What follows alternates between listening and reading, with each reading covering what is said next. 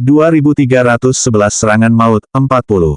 Aku mendengar mereka berdua sudah kembali, sekarang jadi kenapa dia masih curiga mereka berdua ada hubungan. Mungkin setelah mengalami banyak hal, Nizining benar-benar tidak menyukainya. Aku mendengar kalian berdua sudah kembali. Aku juga akan segera menikah dengan Sang Xia. Nada bicara Nizining datar. Jadi kamu menanyakan pertanyaan ini padaku, bagaimana kamu ingin aku menjawabnya? Aku bukan datang untuk berdiskusi denganmu, juga bukan untuk menguji. Nizining bersumpah bahwa ini adalah percakapan paling bersalah yang pernah dia dengar di Leng Xicheng. Di masa lalu, meskipun dia menyadari bahwa dia salah, dia tidak akan pernah mengakuinya, dan dia pasti akan menekannya di seluruh atmosfer. Leng Xicheng yang ada di sana teringat sejenak, lalu menambahkan, biasanya kamu tiba-tiba bertanya padanya, apa yang kamu bicarakan? Nizining sekali lagi menjauhkan ponselnya dan memastikan bahwa panggilan itu memang dari Leng Xicheng, sehingga dia bertanya, jadi, apa tujuan panggilan ini? Dia berpikir, baru saja dia menelepon, dia mengerutkan alisnya dan bertanya. Kalian berdiskusi lagi, apakah kamu melakukan sesuatu yang salah dengannya? Kali ini Leng Xicheng tidak menyangkalnya, ia menambahkan lagi untuk waktu yang lama.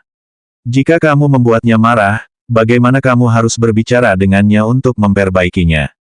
Nizining mendengarkan dengan tenang di sana, dan kemudian hanya berkata, Leng Xicheng, dasar bajingan. Aku kira setelah kamu mengejar sampai ke barat daya, dia masih punya anak. Ini baru beberapa hari, kamu membuat masalah lagi. Aku menghormatimu sebagai senior, tapi apa yang kamu lakukan akhir-akhir ini benar-benar mengecewakan. Dan juga, dia berhenti sejenak dan berkata, aku dan Xia akan menikah. Kelak, jangan meneleponku lagi tentang Qingqing, juga jangan sampai ada orang yang salah paham. Kau tidak ingin dia melakukannya, kan? Setelah mengatakan itu, dia langsung menutup telepon. Baru saja menutup telepon, Su Zijin mengikutinya dan bertanya dengan curiga. Ada apa? Tidak apa-apa. Nizining menyimpan ponselnya, dan emosinya menetap angsur kembali dengan tenang. Bagaimana penyakit mamamu? Sang Xia tidak tahu, dokter masih melakukan pemeriksaan. Karena besok adalah akhir pekan, dan laporan fisik tidak akan keluar setidaknya minggu depan. Su Zijin menjawab sambil terus mengikuti ponsel yang ada di sakunya. Ada apa kakak Xicheng mencarimu? Tidak ada apa-apa, hanya berbentuk saja. Aku takut jika Gu Qingqing menyebutkannya, Su Zijin akan berpikir terlalu jauh. Sepertinya tadi aku mendengar namanya. Su Zijin benar-benar tidak percaya dan segera mengajukan pertanyaan. Mereka sudah mau menikah, tapi tiba-tiba teringat dengan kami. Mereka menelepon dan mengatakan akan mengundang kami ke sana. Mereka akan menikah. Su Zijin tidak mendengar topik pembicaraan sebelumnya. Ia sedikit panik ketika mendengarnya. Nizining juga terkejut melihat Su Zijin tidak bertanya lagi. Dia mengira Su Zijin akhirnya tumbuh dewasa setelah mengalami hal-hal ini. Dia berhenti sejenak dan berkata, ketika Bibi Li bangun, urusan kita berdua akan segera selesai. Bisa membuat Bibi Li senang. Dia mengangguk, tetapi matanya suram. Pemeriksaan di sini sedang dilakukan, dan mereka berdua akan menikah lagi. Bukankah kebenaran akan segera terungkap? Gu Qingqing akan menjadi putri keluarga Su dan menantu keluarga Leng, dan dia akan datang ke sini untuk mencari Nizining, bukankah dia akan kehilangan segalanya? Tidak, kita harus bergerak. Leng Xicheng tidak bisa bertanya tentang Nizining di sana, tetapi istrinya masih harus membujuknya. Setelah berunding, dia menelepon Li Yuyu lagi. Kali ini, suaranya tidak begitu gugup, dan dia langsung bertanya dengan lugas.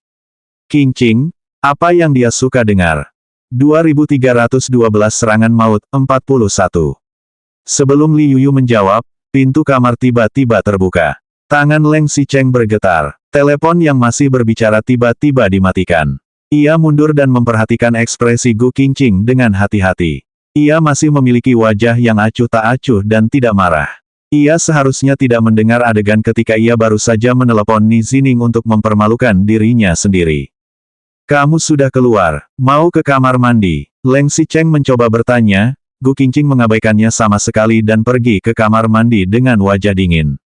Dia menghela nafas lega. Setelah mendengar suara pintu yang terkunci di dalam, dia diam-diam bersembunyi di dapur dan terus memanggil Li Yuyu. Baru saja dia mengucapkan kata, "Kamu," pintu kamar mandi tiba-tiba terbuka, dan suara langkah kaki perlahan-lahan berjalan ke dapur. Leng Xicheng segera menutup telepon dan melihat Gu Qingqing berjalan ke arah mereka tanpa ekspresi.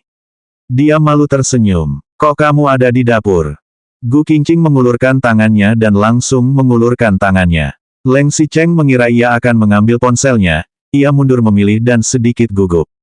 Siapa yang tahu jika dia ingin memeriksa ponselnya, dan melihat panggilan yang dia berikan kepada Li Yuyu, dia tidak bisa mempermalukan orang ini. Gu Qingqing menjulurkan jari, dan ketika ia menyentuh ponsel yang dipegang erat di telapak tangannya, ia memutar ulang, kemudian meraih cangkir teh di sebelahnya dan mencuri gelas udara. Tiba-tiba terdengar suara air mengalir, dia baru menghela napas lega. Petik 2. Kenapa kamu tidak memanggilku jika kamu ingin minum? Aku akan menikmatinya. Petik 2. Aku bukannya patah tangan dan pincang. Kalau ingin minum air, apa aku tidak bisa jatuh sendiri? Suara Gu Qingqing terdengar datar, dan dia meminum satu gelas. Apa yang ingin kamu makan siang? Aku akan menyuruh pengasuh untuk melakukannya. Leng Xicheng segera menambahkan. Aku ingin makan apa, aku sendiri yang akan menyatakan. Gu Qingqing meletakkan cangkir itu dan langsung keluar dari dapur. Leng Xicheng menyusul lagi. Ia pergi ke kamar tidur dan berjalan di belakangnya. Kalau begitu, aku pergi sakit ini dan membawakan makanan khas luar kotamu. Aku bukannya tidak punya uang. Aku akan mengeluarkannya sendiri tanpa kamu. Setelah itu, tiba-tiba pintu ditutup. Leng Xicheng berdiri di belakangnya dan hampir menyentuh ujung hidungnya sambil menutup pintu. Dia mundur sejenak, menyentuh hidungnya, berpikir sejenak, dan tidak terus-menerus menelepon, tetapi mengirim pesan teks kepada Li Yuyu. Bagaimana kamu bisa membuatnya bahagia? Membujukmu. Li Yuyu menjawab dengan cepat. 2 panggilan telepon, dia bahkan tidak mengucapkan kata pun dan ditutup. Sekarang dia masih berani bertanya kepada Gu Qingqing, apa yang dia suka dengar. Tunggu, mengapa dia bertanya kepada Gu Qingqing hal-hal baik apa yang dia suka? Apa yang kamu lakukan untuk menindasnya lagi? Li Yuyu tidak berani berbicara dengan Leng Xicheng seperti ini, tetapi di akhir-akhir ini, dia juga jelas merasa bahwa Leng Xicheng lemah di depannya. Mungkin untuk memberikan kesan yang baik dan membuatnya berbicara lebih baik di depan Gu Qingqing. Ini dia orangnya. Jika kamu lemah, dia akan kuat. Leng Xicheng benar-benar ketakutan. Aku benar-benar tidak mengatakan apa-apa, jadi tiba-tiba dia marah. Bagaimana Anda membujuknya saat berbicara dengannya? Aku biasanya tidak membujuknya, kami biasanya saling menyakiti. Di antara teman baik mana ada pujian untuk setiap hari. Namun, dia benar-benar sedikit terkejut. Ada apa dengan Leng Xicheng sekarang? Dia lebih takut daripada Ni Zining. 2313 serangan maut, 42. 0 Tapi, sangat jarang melihat Leng Xicheng seperti ini. Leng Xicheng seperti itu tidak menarik jika tidak menggodanya. Lalu, bagaimana jika biasanya kamu membuatnya marah? Dia baru saja mengedit pesan ini dan belum mengirimkannya, pintu kamar tidur terbuka lagi. Dia segera memasukkan ponselnya ke dalam sakunya dan segera mengangkat kepalanya lagi. Ada apa lagi? Apa yang kamu lakukan? Kali ini Gu Qingqing menatap ponselnya. Apa yang kamu kirim? Mengecewakanku. Tidak ada apa-apa. Kamu tidak tertarik untuk membicarakan bisnis dengan Mo Dongyang. Leng Xicheng segera menekan tombol ponsel dan mematikan ponselnya. Aku sangat tertarik sekarang. Keluar dan aku akan melihatnya. Gu Qingqing biasanya tidak pernah memperhatikan hal-hal ini, tetapi hari ini tidak terduga. Leng Xicheng memberikan ponselnya, ia dengan cepat menyalakan ponsel, tetapi setelah menyalakan ponsel, ia memiliki kata sandi. Dia berpikir sejenak, lalu mengetik ulang tahun Leng Xicheng. Tidak, kemudian mengetik ulang tahunnya sendiri, juga tidak, kemudian mengetik 1023, kali ini benar. Leng Xicheng yang menyalakan layar sedang bersiap untuk membuka pesan teks dan data panggilan, kebetulan ada panggilan dari Mo Dongyang. Begitu Gu Qingqing membuka pintu, tiba-tiba terdengar suara marah Mo Dongyang. Hei, Leng Xicheng, apa yang kamu lakukan? Bukankah kamu bilang kamu akan datang hari ini? Di mana kamu? Leng Xicheng menghela napas lega dan segera mengambil telepon. Ini aku akan datang nanti. Dia berbicara di telepon sambil mengamati Gu Qingqing.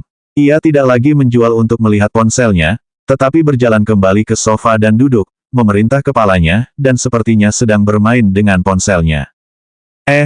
Kali ini kita sudah sepakat untuk tinggal di luar kota selama 3 hari, jangan lari. Aku tahu. Mungkin karena modong yang baru saja menelepon, Leng Xicheng sangat pandai berbicara. Begitu dia menutup telepon, pesan teks Li Yuyu dikirim. Kamu tidak tahu, sebenarnya Qingqing suka mendengar orang memujinya karena cantik. Jika Anda membuatnya marah, puji dia cantik, dia akan bahagia. Memujinya karena cantik, Leng Xicheng mengerutkan kening dan sedikit merasa malu. Ia berpikir sejenak, lalu berjalan dan duduk di sofa di sana. Gu Qingqing menjauh sedikit, ia tidak terus-menerus menempel. Setelah berpikir cukup lama, akhirnya dia berkata, Qingqing. Gu Qingqing menoleh dan melihatnya. Dia tidak melihatnya. Begitu melihatnya, menatap matanya, Leng Xicheng langsung mundur sedikit. Biarkan dia memujinya karena cantik, dan katakan di depannya. Dia benar-benar tidak bisa dipuji. Katakan jika ada sesuatu. Petik 2. Aku, kamu, dia menelan air dan meringkuk. Dia mengencangkan seluruh tubuhnya seperti akan berkelahi. Dia mengerutkan kening dan berbicara setelah waktu yang lama, kamu sangat cantik. Gu Qingqing menggertakkan giginya, ia benar-benar mengernyit. Kamu gila. Dengan marah, ia berbalik dan berbalik. Dalam sekejap, kemarahan di wajahnya tidak bisa ditahan. Ia menunduk dan mengirim pesan teks kepada Li Yuyu. Selanjutnya, kamu seperti ini. Leng Xicheng mengira dirinya telah membuatnya marah, dan segera mengirim pesan lagi kepada Li Yuyu, sepertinya dia semakin marah. Kamu harus mengutarakan dengan sedikit geli. Apa artinya kuah? Misalnya apa? Cium kamu adalah menciumku, kamu adalah cintaku. Kamu adalah bintang paling terang di langit malam. Apa-apaan ini? Leng Xicheng mengerutkan keningnya lebih dalam, tetapi ia masih mengertakkan giginya dan berkata. Aku serius, kamu paling baik melihatnya di hatiku. 2314 Serangan Maut, 43. Gu Qingqing merasa lucu dan sedikit marah. Ia segera menoleh dan matanya memelotot. Mengapa dia memujiku cantik? Sepertinya kamu sangat tidak senang dan merasa sangat terpaksa. Ya, aku tidak tampan. Kamu memiliki begitu banyak saudara perempuan dan adik perempuan yang tampan. Pergilah mencari mereka. Tidak, Leng Xicheng menoleh dan segera mengirimkan pesan teks kepada Li Yuyu, sepertinya tidak ada gunanya. Gu Qingqing juga mengirim pesan kepada Li Yuyu di sana, Leng Xicheng dengan cepat menerima pesan itu. Kalau begitu kamu harus memuji karakternya, lembut, perhatian, berbudi luhur, dan sebagainya. Leng Xicheng juga segera berbalik, setelah beberapa saat, ia meletakkan tangannya di bahu gadis itu dengan lembut. Kamu lembut dan perhatian. Kamu sangat baik padaku selama bertahun-tahun. Aku tidak tahu betapa menghargainya. Gu Qingqing hampir tertawa di sini, tapi ia masih sengaja memasang wajahnya dan menamparkan telapak tangan pria itu di bahunya. Petik 2. Dibandingkan dengan Wen Rou, mana ada orang kepercayaan merah mudamu yang lembut dan perhatian. Selama kamu menelepon, mereka pasti akan menempel seperti rebung, kamu bisa melakukan apapun yang kamu inginkan. Leng Xicheng tahu bahwa ia sedang berbicara, tetapi setelah berpikir sejenak, ia berkata. Kamu berbakti. Aku berbakti. Gu Qingqing terkekeh. Sekarang di lantai bawah masih ada 2 kerabat dan teman tercintaku, ibu dan kakak kandungku. Tanyakan pada mereka, apakah aku berbakti? Leng Xicheng berkata, mereka yang mencarinya sendiri. Belum lagi berapa banyak yang kamu lakukan untuk mereka sebelumnya, kali ini, mereka juga bisa melakukannya. Dengan cara ini, Anda tidak akan membiarkan polisi menangkap mereka atau meminta pertanggungjawaban mereka. Saya pikir Anda sudah cukup baik, bukankah kamu selalu berbakti kepada ayahmu? Jika kamu mengatakan dia tidak baik, kamu juga akan berusaha untuk menjaganya. Gu Qingqing menoleh dan menatap, matanya menjadi serius. Ayahku, berbicara tentang tidak berbakti, ayah saya adalah orang yang paling tidak berbakti. Jika bukan karena saya, dia tidak akan menabrak mobil Anda. Leng Xicheng juga menjawab, aku tahu kamu sangat menghormati ayahmu, tapi ayahmu tidak melakukannya, tapi untuk mengembalikan uang. Dia bahkan tidak menulis nama Anda di kolom penerima. Dia mungkin sangat mencintai, tapi dia tidak mencintai seperti yang kamu kira. Gu Qingqing merasa tertusuk duri di hatinya, dan suaranya juga meninggi. Berbicara tentang berbakti, bukan hanya orang tuaku sendiri. Kau kembali dan tanyakan pada ayahmu, apa aku masih berbakti. Dia ingin aku segera menghilang dari rumahmu, agar tidak merusak anak yang baik. Itu berbeda. Yang dia benci bukan kamu, tapi aku. Aku yang terlalu tidak berguna, dan dia selalu memarahiku. Terakhir kali kakekku pulang, bukankah dia baik padamu? Itu demi anak di perutku. Gu Qingqing awalnya bercanda, tapi dia tidak menyangka bahwa dia benar-benar marah. Petik 2. Jangan kira aku tidak tahu, mereka berharap anak ini tidak ada, kamu bisa berpisah denganku dan bersama Sun Yanzhen lagi. Ya, aku tidak sebaik latar belakang keluarganya, pintar dan perhatian, dan juga menyenangkan para tetua. Sebelum dia menikah, dia selalu memberikan banyak hadiah yang cocok untuk orang tuamu, dan dia juga sangat penyayang. Orang tuamu pasti sangat ingin dia menjadi ibu anakmu, menantu keluarga Leng. Orang tuaku benar-benar berharap dia adalah menantu keluarga Leng, bukan karena aku menyukainya, tapi karena aku membatalkan pernikahan. Mereka juga tidak akan membenci Anda karena orang tua Anda, dan sikap mereka terhadap Anda terutama karena saya. 2315 Serangan Maut, 44. 0, kamu tidak perlu menjelaskannya lagi. Gu Qingqing tiba-tiba menoleh, sebenarnya, jika bukan karena anak ini, mamamu, kakekmu akan menyambutku, dan papamu akan memaksaku menerimaku. Leng Xicheng sedikit mengernyit. Mereka menentang, maju seperti sekarang, tidak ada yang berbeda. Kamu tidak berbeda, tapi kenapa aku harus dilihat oleh mereka dengan cara yang berbeda? Mereka pikir aku ingin anak ini. Mereka pikir aku ingin menikahimu lagi. Mereka pikir aku ingin kembali ke keluarga Leng. Apa mereka pikir aku peduli padamu? Jika bukan karena anak ini, aku tidak akan terjebak di sini. Mimpinya adalah pergi ke kota, jauh dari kerabat, jauh dari misalnya, dan bekerja keras dengan tangan sendiri. Mungkin dia tidak akan mengatur Su Zipei seumur hidupnya, juga tidak akan memiliki rencana dan cara seperti Sun Yanzhen, tapi bagaimana dengan itu, dia bisa menghidupi dirinya sendiri, mempunyai rumah kecil miliknya sendiri, tidak perlu dilihat oleh orang lain, tidak akan tertusuk tulang belakang di belakang tanpa alasan, tidak ada yang bisa memegang pisau di belakangnya. Dia sama sekali tidak ingin kembali bersamanya, dan bertanya apakah dia puas. Ia memang menggoda Leng Xicheng pada awalnya hari ini, juga ingin mendengar bagaimana orang ini menghibur dirinya, tapi mengutarakan, keluhan-keluhan selama ini, ada juga kehidupan yang terpaksa ditinggalkan setelah memiliki anak, padahal, dia hanya bisa mengucapkan selamat tinggal pada hal-hal buruk ini, tapi karena anak ini. Leng Xicheng ingin memukul dirinya sendiri, dan segera memeluknya dari belakang. Ini salahku. Anda tidak perlu menyalahkan diri sendiri. Benar, itu salahmu. Gu Qingqing berusaha melepaskan pelukannya, melirik dan meliriknya dengan ganas. Karena kamu, mengapa aku harus memaafkanmu lagi, dan mengapa aku harus tinggal di sisimu lagi? Mengapa aku harus melahirkan anakmu? Mengapa aku harus menghancurkan kehidupan masa depanku karena dirimu? Semua karena kamu, semua karena kamu. Semakin dia berbicara, dia semakin marah dan langsung memukul. Leng Xicheng segera memegang salah satu tangannya.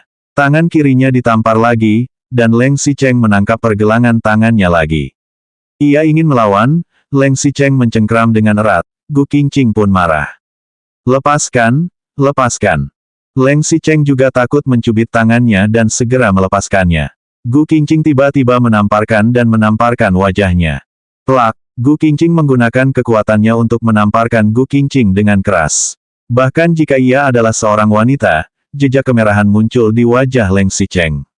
Tetapi ketika dia memukul, dia bahkan tidak mengedipkan mata. Dia masih menatap dengan mata membara dan bertanya, apakah ini bisa membuatmu lebih bahagia?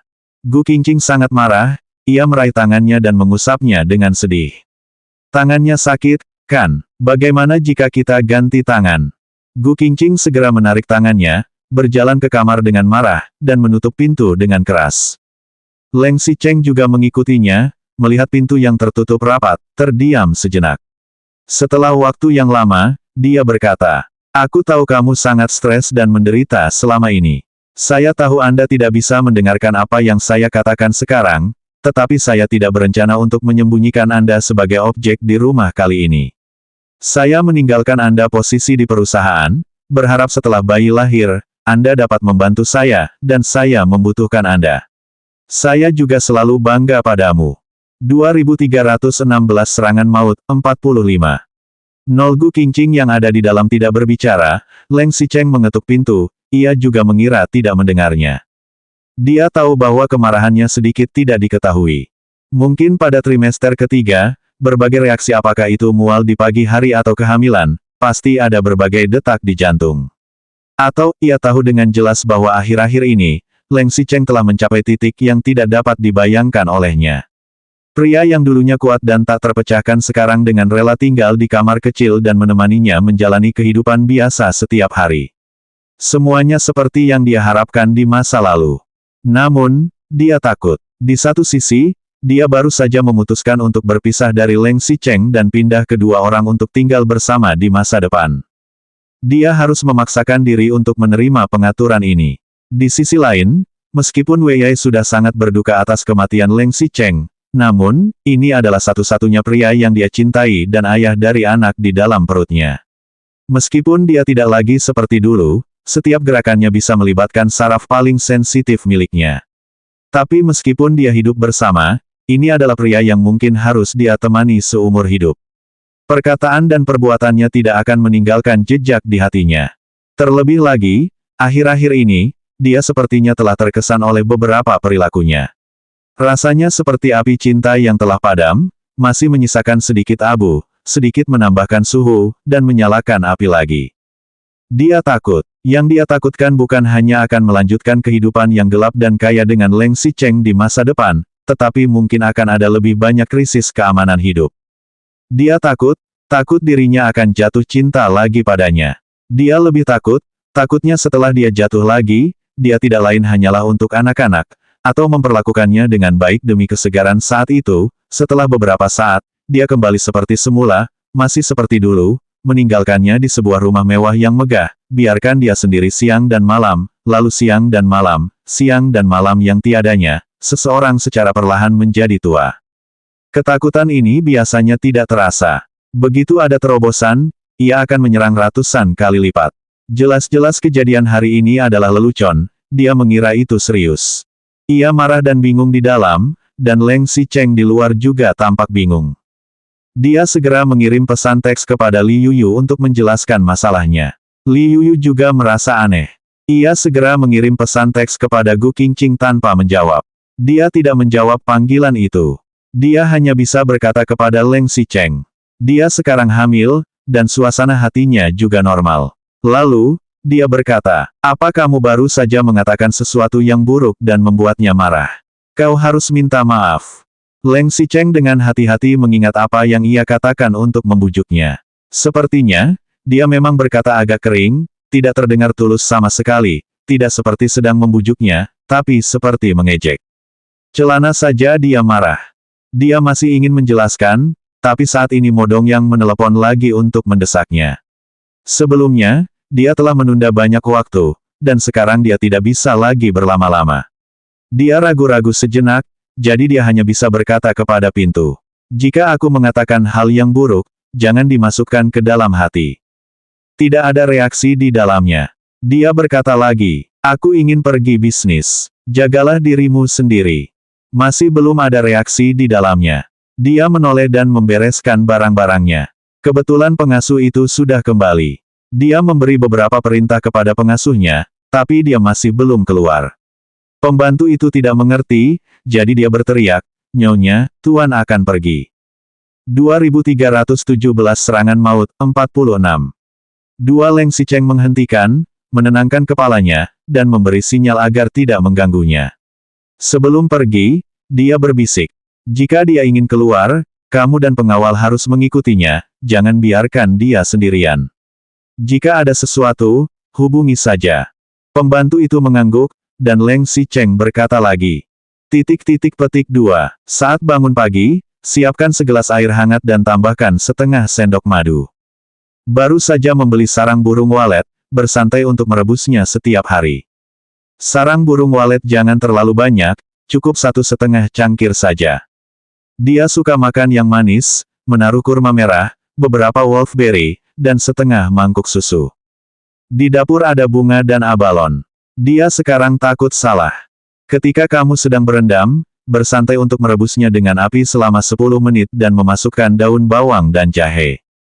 Saat merebus sup, tambahkan lebih banyak bawang merah, jahe, dan bawang putih untuk amis. Ingat, sebaiknya abalon tidak direbus dengan ayam, karena takut terjadi konflik gizi. Selain itu, biarkan dia makan segenggam kacang setiap hari, dan kotak permen di ruang tamu berisi kacang yang komprehensif, yang bisa dia makan dengan rasa lain. Oh, jangan beri dia buah yang dingin. Jika dia ingin makan, beli setengah kati dan bagi selama beberapa hari. Dia sekarang sedikit pegal. Setiap kali dia keluar, dia harus meletakkan bangku empuk untuk mengganti sepatunya. Dia terkadang lupa makan asam folat dan mengingatkannya. Dan juga, pembantu itu memegang buku kecil itu dan teringat bahwa dia akan pingsan. Mendengar dia berhenti sejenak, dia mendongak dan bertanya, "Apa lagi?" Leng Xicheng berpikir dan mengerutkan kening. Oh, pola makannya harus lebih ringan, jangan terlalu berminyak. Untuk saat ini, itu saja, dan yang lainnya akan saya ceritakan lagi. Leng Xicheng melirik pintu yang tertutup lagi dan berjalan keluar dengan koper. Setelah menutup pintu, Gu Qingqing mendengar suara langkah kaki yang perlahan menjauh, dan terdengar suara angkat. Ding jelas, Gu Qingqing sudah turun dari lift, kemudian membuka pintu dan berjalan keluar. Melihat wanita itu keluar, perawat segera menyambutnya. "Nyonya, Anda tidak sedang istirahat. Tuan baru saja pergi." Gu Qingqing mengabaikannya, seolah-olah tidak mendengar apa-apa. Ia langsung berjalan ke dapur dan menuangkan segelas air untuk dirinya sendiri. Gu Qingqing meminumnya, mengedipkan matanya, dan melihat abalon dan lem yang dibelinya. Jari-jarinya sedikit bergetar. Tidak penting apakah bahannya mahal atau tidak, tapi dia baru saja mendengar perintah Leng Xicheng dengan sangat hati-hati. Tapi setelah dipikir-pikir, sebenarnya dia dirawat seperti ini setiap hari. Sudah lebih dari sebulan sejak dia mengetahui kehamilannya dimulai. Entah itu benar atau tidak, dia menghargai anak di dalam perutnya, atau benar-benar, seperti yang dia katakan, dia melakukannya untuk dirinya sendiri. Dia perlahan keluar dari dapur sambil memegang cangkir, berjalan ke jendela ruang tamu tanpa suara, dan jari-jarinya perlahan mengangkat tirai yang ditarik. Begitu melihat kepalanya keluar, pintu tiba-tiba terbuka. Orang-orang yang masuk tentu saja Leng Xicheng, Gu Qingqing dan pengasuhnya terkejut. Terutama Gu Qingqing, cangkir di tangannya hampir tidak stabil dan akan jatuh ke tanah. Pembantu itu menyambutnya. "Tuan, ada apa denganmu?" "Oh, aku lupa membawa barang." Lalu Leng Xicheng memasuki pintu, matanya secara alami mengingatkan Gu Qingqing, kemudian ia berjalan ke kamar dan mengeluarkan kalung. Kesan, Leng Xicheng tidak pernah membawa kalung. Dari awal sampai sekarang, ia paling sering membawa cincin kawin. Mengapa sekarang? Dia tidak melirik pengasuh itu. Dia terus menatap Gu Qingqing di ambang jendela, dan mengganti tangan pada pengasuhnya. "Kamu keluar dulu, ada yang ingin aku katakan padanya." 2318 serangan maut, 47. Dua pembantu itu segera mundur, dan ada dua orang lagi yang tersisa di ruangan itu. Ekspresi Gu Qingqing sangat datar. Sejak dia masuk dan meliriknya, dia tidak pernah mengabaikannya. Ia hanya berdiri di ambang jendela, membuka tirai dengan satu jari dan memegang cangkir teh di tangan lainnya. Meskipun dia terus melihat keluar jendela, dia selalu merasa mata Leng Xicheng tertuju pada dirinya sendiri. Dia memegang cangkir teh dan berkata, "Katakan saja apa yang ingin kamu katakan." Leng Xicheng diam-diam melirik ke sisi leher rampingnya. Jika itu terjadi di masa lalu, dia mungkin tidak menyadari begitu banyak hal. Tapi sejak mengetahui bahwa Gu Qingqing memiliki perasaannya, pikirannya secara alami memiliki pemikiran lain. "Kamu berdiri di depan jendela untuk melihatku." Begitu Leng Xicheng selesai berbicara, Gu Qingqing mencibir, meneguk air dari cangkir itu, meletakkan cangkir itu di ambang jendela, alis matanya terangkat. "Membosankan. Jika tidak ada apa-apa, aku akan istirahat dulu." Leng Xicheng juga tidak marah, dan Sang Xia juga tidak apa-apa, jadi seharusnya ada jeruk yang dikirim sore ini. "Bukankah kamu suka makan asam?" Aku meminta Modongyang untuk memetik jeruk paling asam dari pohon jeruk di halamannya dan meminta pengasuh untuk menjemputnya. Gu Qingqing mengabaikannya dan langsung berbalik. Ketika dia akan memasuki pintu, dia berkata, "Meskipun kamu suka asam, jangan makan terlalu banyak jeruk sekaligus, itu akan membuat marah." Pintu kamar Gu Qingqing hampir tertutup, ia pun menambahkan. Selain itu, setelah aku melihat ramalan cuaca, besok seharusnya suhu akan turun dan mengenakan lebih banyak. Gu Qingqing menutup pintu dan berhenti. Ketika ia bereaksi, ia mendengar suara Leng Xicheng yang menutup pintu dengan keras. Dia tertegun sejenak, lalu segera berjalan ke jendela ruang tamu, membuka tirai dan menjulurkan kepalanya. Tidak lama kemudian, ia melihat Leng Xicheng keluar dari unit. Baru saja dia berjalan 2 langkah, begitu dia berbalik, dia melihat Gu Qingqing menjulurkan kepalanya dan melihat dirinya dari jarak jauh di depan jendela. Ada sedikit kekhawatiran di matanya. Dia tahu Gu Qingqing memilikinya di dalam hatinya. Gu Qingqing melihatnya dan segera mengerutkan kening dan menarik kembali kepalanya dengan ekspresi tidak senang. Ketika dia mendengar suara motor di bawah, dia menjulurkan kepalanya lagi. Kali ini, dia hanya melihat bagian belakang mobil Leng Xicheng, dan dia benar-benar pergi. Meskipun dia tidak memiliki harapan untuknya, tetapi melihatnya benar-benar pergi, hatinya sedikit tidak nyaman. Pembantu itu kembali dan melihatnya masih berdiri di depan jendela, lalu melangkah maju, "Nyonya, apakah Anda merindukan Tuan?" "Aku merindukannya." Dia pasti bercanda. Gu Qingqing muncul perlahan, ia tampak meremehkan dan sedikit panik. Ia buru-buru berjalan kembali ke dalam ruangan, lalu tiba-tiba membanting pintu dengan keras. Meskipun dia menutup pintu, tapi dia jelas mendengar detak jantungnya. Jelas-jelas dia sudah bersumpah untuk tidak lagi tersentuh oleh pria ini. Namun, ketika dia berbicara tentang detail instruksi harian itu, dia lebih menyentuh daripada sekeranjang kata-kata cinta yang dia ucapkan.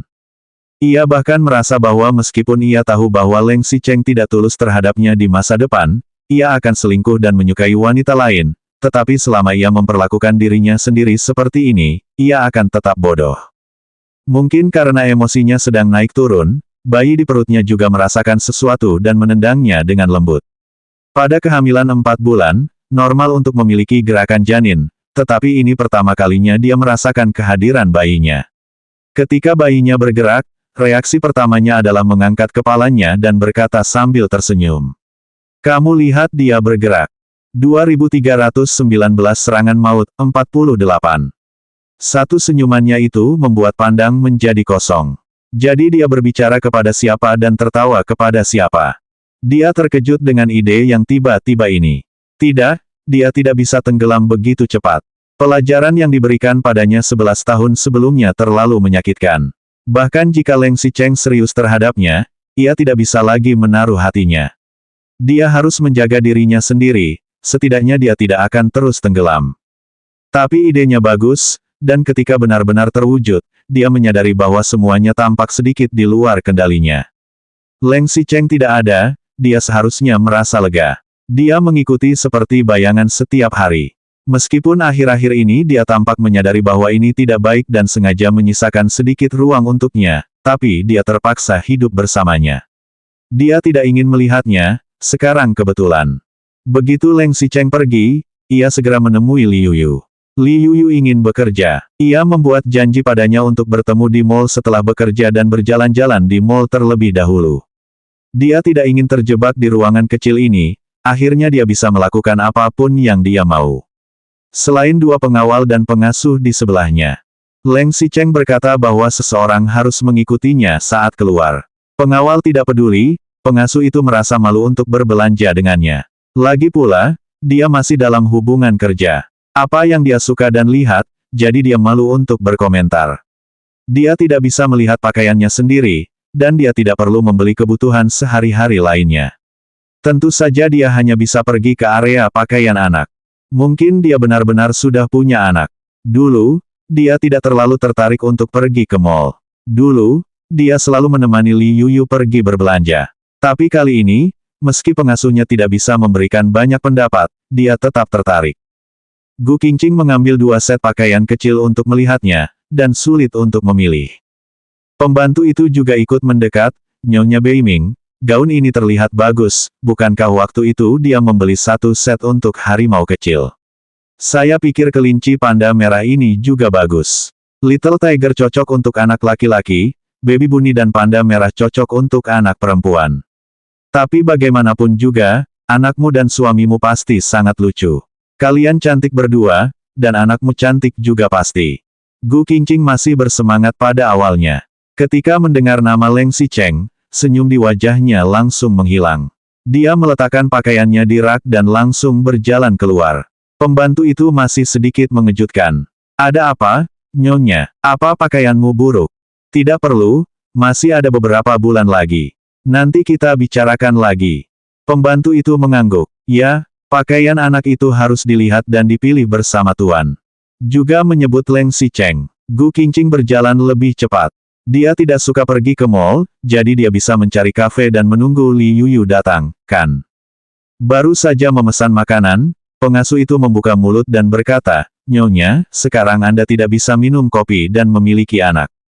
Kalau begitu aku bisa memesan susu. Dia menoleh dan menatap pengasuhnya.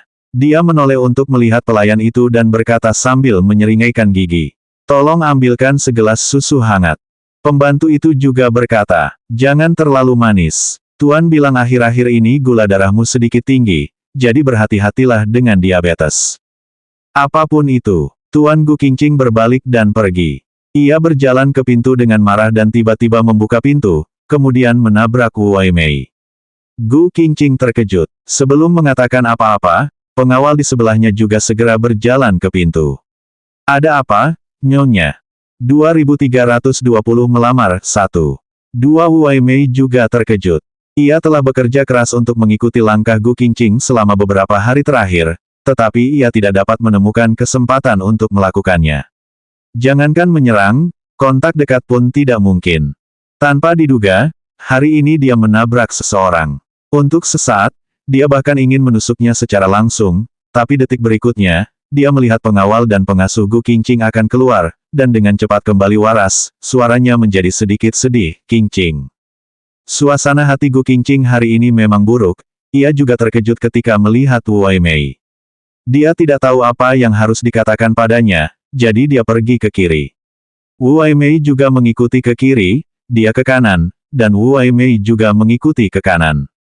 Qingqing, aku ingin berbicara denganmu. Tidak ada yang perlu aku katakan padamu. Gu Qingqing tidak ingin melihatnya, juga tidak ingin melanjutkan dialog di sana. Wu Weimei juga mengikuti. Kali ini aku tidak meminta uang darimu. Pembantu dan pengawal di belakang Gu Qingqing juga menarik keluar. Wu Weimei hanya bisa berpura-pura sedih, suaranya memohon dengan suara keras. Qingqing, aku tahu aku pernah melakukan kesalahan, tapi namun juga aku adalah ibumu. Apakah kita berdua tidak bisa duduk dan berbicara? Kakakmu, jari kecilnya patah, dan dia juga memaafkan apa yang telah dia lakukan. Gu Qingqing mengabaikannya dan langsung masuk ke dalam mobil. Wu Weimei juga mengikutinya, mengetuk jendela, dan menurunkan jendela. Lain kali, kecuali di pengadilan, kamu menuntutku karena tidak memenuhi izin kewajiban. Tapi saya tidak akan membayar. Kalian sudah cukup menghabiskan waktu selama 10 tahun. Setelah mengatakan ini, dia segera menutup jendela mobil. Dia mengabaikan Wu Weimei yang mengetuk jendela dan langsung menelepon Li Yuyu. Kapan kamu bisa datang? Maaf, aku sedang rapat. Suara Li Yuyu sangat pelan, ia berkata dengan suara rendah. Itu adalah kasus kerja yang sama dengan Leng Xicheng. 2 hari terakhir ini, mereka semakin mendesak, jadi kita harus membuat rencana hari ini. Mungkin akan tertunda lebih lama, kamu cari kafe dulu untuk menungguku. Leng Xicheng dan kafe lagi, suasana hati Gu Qingqing sedikit pun menghilang. Aku agak tidak nyaman, jadi aku pulang dulu. Sebelum Li Yuyu menjawab, ia langsung menutup telepon. Saya kesal di luar, dan saya kesal ketika saya pulang. Bahkan sebelum dia keluar, dia telah memerintahkan pengasuhnya untuk membersihkan rumah untuk sementara waktu dan menyimpan semua bekas yang dia gunakan. Namun, tidak peduli di sudut rumah, semua gambar yang dilihatnya dan dia ingat, semuanya ada di Leng Xicheng. Saat makan, dia akan mengingat perintahnya. Saat minum, dia akan menambahkan madu. Saat mandi, ada bantalan anti-slip yang dia beli di kamar mandi. Bahkan ketika dia berbaring di samping tempat tidur, bantal pinggang yang dia beli untuknya diletakkan di kamar tidur. Seisi ruangan itu sepertinya bau dirinya, dan dia tidak bisa melarikan diri. Yang lebih keterlaluan lagi, tidak masalah jika orang ini tidak pergi. Sampai malam, dia bahkan tidak menelepon. Biasanya saat istirahat, Leng Xicheng selalu membungkuk tanpa malu. Bahkan jika dia disetujui, dia juga akan memeluknya dan tidur. Ia sangat membencinya. Tapi hari ini, ada satu orang di belakangnya, sepertinya ada sesuatu yang hilang. Dia pasti berpikir terlalu jauh. Tanpa dirinya, dia tidak tahu betapa bahagianya dirinya. Tapi keesokan harinya, dia masih belum ada kabar. Tidak ada pesan teks, tidak ada telepon, atau WeChat, dan sepertinya telah kehilangan kontak dengan dunia luar. Hari ketiga juga. Selanjutnya bab 2321 melamar 2.